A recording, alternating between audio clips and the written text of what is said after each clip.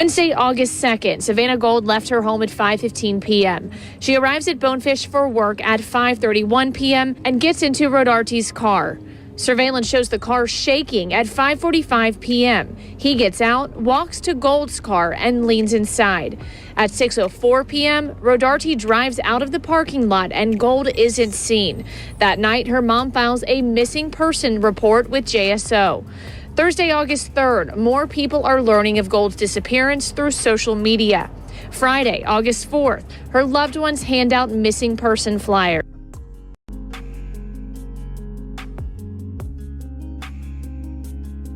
On Wednesday afternoon, Savannah Gold's loved ones saw her alive for the last time. They started searching for her after she didn't show up for work at Bonefish Grill that evening. Gold's unlocked car was later found in the restaurant parking lot with a flat tire, her purse and ID still inside. Relatives would receive text messages from her phone, the person sending the messages claiming to be Savannah, saying she was running away with someone she had met. Said a Florida man murdered a co-worker and then used her phone to send a text message to her parents. People magazine reported that the parents of Savannah Gold became suspicious after receiving a really strange message. Authorities identified manager Lee Rodarte as the suspect, who was in an on and off relationship with Gold. Now, from where the body was found. Allison.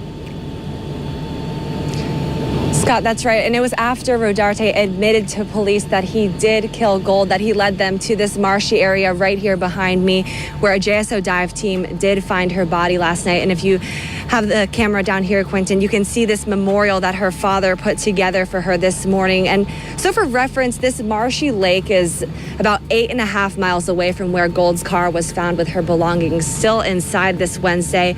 Police say the two worked there together and were in an on and off relationship. The story Rodarte told police at first didn't match what surveillance video showed. He denied seeing or talking to Gold that day, but the video does show her approaching his car and eventually getting inside his car, and video shows what appears to be a struggle happening between them with the doors opening and closing. Rodarte finally left his car, punctured one of the tires on her vehicle, and drove off with her still inside that car. We're going to bring in our crime and safety analyst, Gil Smith, right now. Gil, thanks so much for being with us. In this sort of a case where the suspect actually admits to police, what comes next? Well, now they have the body that was removed from the lake here. So what they will do is to get the physical evidence from here, examine the body, they're doing an autopsy to determine the cause and the time of death, and to see if that matches up with the story that the suspect is giving, and that will help put the case together. Okay, so I did speak with her father just a little bit ago. He was out here obviously putting this memorial together, not ready to talk on camera to us yet, but he did tell me from what police told him that his daughter put up a fight against this guy. He said he was proud for that. Is that the right thing to do? Well, she did the right thing, and that's something that anyone should do if someone is trying to get them into a car, and whether they know them or not. I mean, you really have to fight as though your life depends on it. You know, bite, scratch, claw, punch, do anything to get out of the car and not go away with them. And it seems like she did the best that she could to get away from him. And for people who might, be in that kind of a situation, possibly, you don't want to get into that car in the first place if you feel like something could be wrong. Exactly. They had an on and off again relationship, so obviously there were problems in the relationship. So it was at the point where, he may have appeared to be violent and very angry. So anything that you can do, yell out to people who can come and help. But, if at all possible, do everything that you can not to get into the car.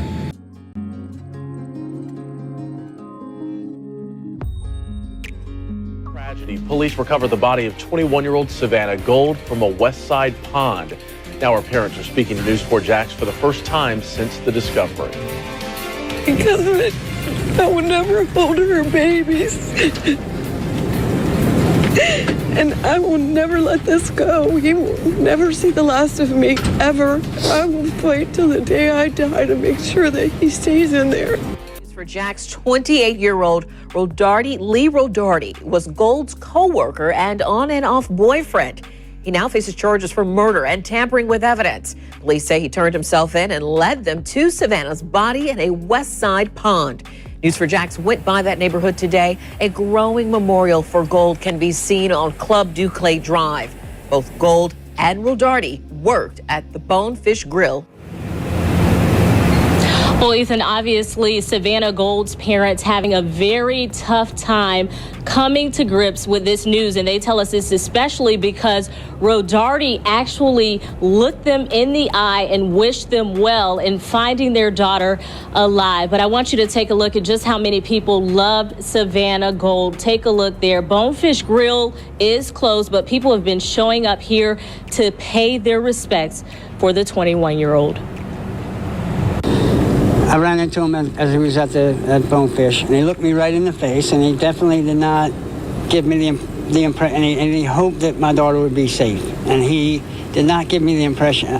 When I walked away from him, I was like, that guy's not got nothing to do with this. It's a thought that haunts Daniel Gold. He says when his daughter Savannah went missing from her job at Bonefish Grill Wednesday night, he was sure this man had nothing to do with it. Just because he was just so in your looking at you and smiling, and you know, it was.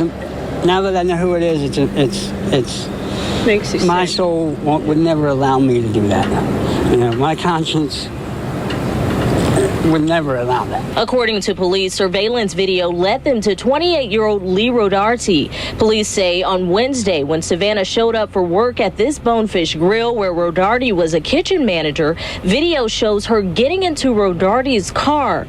Police say there was some type of struggle and Rodarty got out and slashed Savannah's tires. Police say he later got back into his car and left, and they never saw Savannah get out. Savannah Gold, a tough girl, as her parents would say, who loved lacrosse and had a bright future. I mean, we always said, I love you.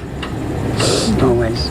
Up until when she left to go to work, he didn't allow me to be there at the end for her. And that's hard, knowing that she was alone.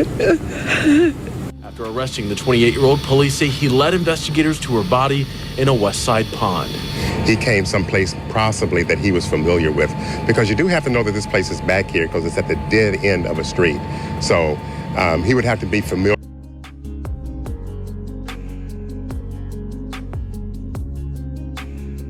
We're here already, and we just came in the house, and that was it. Did it alarm you? At first, yeah, it was just like you know, because you don't see that often, you know, that many police running around and crime tape set up, so it was a little different for sure for around here. Half a dozen police cars and several CSI vans. That's what neighbors say they spotted along Halifax Road Saturday night as 28-year-old Lee Rodarty was arrested. I didn't even know he lived there, honestly, you know, but apparently he was a roommate, from what I'm told. Neighbors don't know much about Rodarty, but police say the culinary manager of Bonefish Grill admitted to killing Gold. Police confronted him with discrepancies found in his story and what was captured on surveillance video in the parking lot of the restaurant. I went to the place where Rodarty was staying. No one was home, but I was told by neighbors he was not staying there long and he kept to himself. Not good. You know, it's just not good. That's all I can say is it's not good. But you never know, you know, who's who. The memorial for Savannah Gold. Her mother says she's heartbroken over the memories the two will never make. One at the restaurant she worked at. Officers say she was killed in that parking lot on Wednesday in Mandarin. And the other memorial is not far from where her body was found on the west side. Ethan, Savannah Gold's parents are saying people out there need to continue sharing stories about her on social media and also continue growing these makeshift memorials in her honor. They say these are the things that are comforting them most. Her customers, I mean, she had regulars at Bonefish, and they came just for her, you know, just because she was welcoming and that type of warm personality. A young lady full of life with big plans, now taken away from those who loved her. So I was extremely pleased to hug her and hold her and kiss.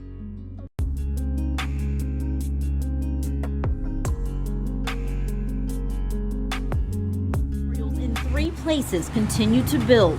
Where Savannah worked at the Bonefish Grill on San Jose Boulevard, in the parking lot nearby where police say she was killed, and by the lake where her body was found 8 miles away. She's all over. She knows a lot of people in Jacksonville. She's just, you know, well-known kid. Gold's mom, Sharon Gold, says her daughter was friendly and often drawn to broken people. He extinguished such a beautiful soul. She didn't deserve that. A GoFundMe page set up for funeral expenses has raised over $20,000. For her daughter's accused killer, she says she will fight for justice. I don't care anything about him. Rodarte's criminal history in Jacksonville doesn't show any violent crimes, leaving many questions about the method and motive in Gold's death. His sister, Amber Lynn Rodarte, is also awaiting trial for murdering a woman in December. The death was said to be over a car and money. The same homicide unit that worked that case is now also working Gold's. As details emerge in the murder of Savannah Gold, the question now is, could anyone other than Lee Rodarte be held responsible? For the most part, it would be hard to establish some liability on Bonefish for the romantic kind of in the workplace type of relationship that it seems to have occurred. Jacksonville attorney Rhonda Peoples-Waters says don't rule it out as a possibility. She tells us the key to determining liability is in the details, with the question surrounding if the employer was responsible. I think that it would come about only if you can clearly show that that use of authority has come into place, or maybe if one was obviously a non-minor and there was a minor. Those type of things would really establish the clear liability.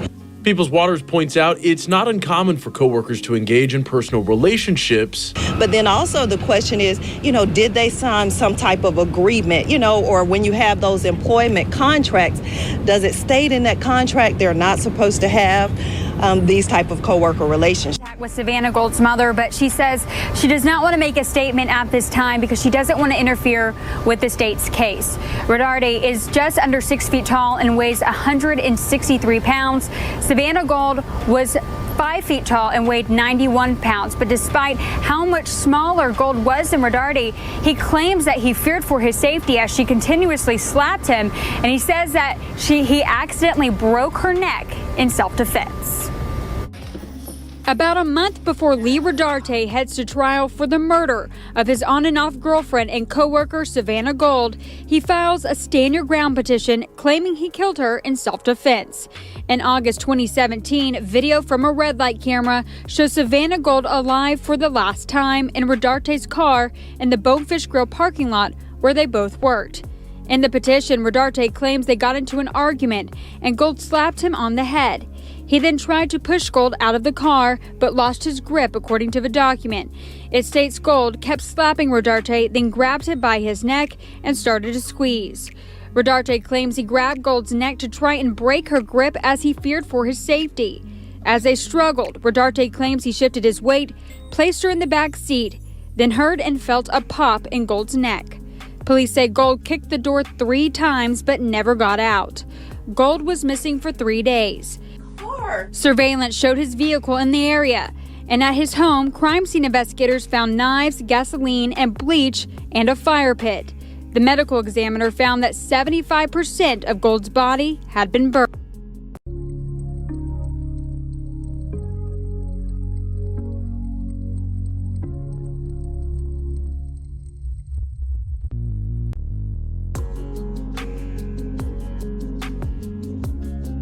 Lee Rodarte answered more questions from police. What happened to your neck? That was self-inflicted, actually. Explaining away marks on his body, the 28-year-old tells a different story from days earlier. And when was the last time you saw her? This is what I was a bit... I didn't tell you the truth when we talked at Bonefish. Okay. Last time I saw her was Wednesday afternoon. The same Wednesday, Gold didn't show up for her afternoon shift at Bonefish Grill, leaving behind her car and purse. Rodarte told detectives he went to the parking lot looking for her to have a talk with her. I heard that she has been basically telling a lot of people at work that we hooked up and that she was going to tell about the whole situation and try to get me fired. And why would that get you fired? I'm a manager and she's an employee. So okay, so you guys aren't supposed to fraternize? Yeah. He said the conversation the two had in his car didn't end well, but said that she left in a green pickup with another person. Police told him that wasn't possible. She never got out of your back seat. Video cameras don't lie. Lee. How do you know? How do you think I know this information, Lee? The The suspect caves, changing his story again to say he drove Gold to his house with her consent. She told me she was leaving. She walked out the door. What was going on in the Didn't back do seat? anything to- What was going on in the back seat? For the doors to be kicked open. She kicked open that door 3 times, Lee. After over an hour of interrogation, police would have their confession and later Rodarty's cooperation to leading authorities to Gold's remains in a West Side pond. In the interrogation room, he can be heard on the video sobbing and saying, "Savannah, I'm sorry."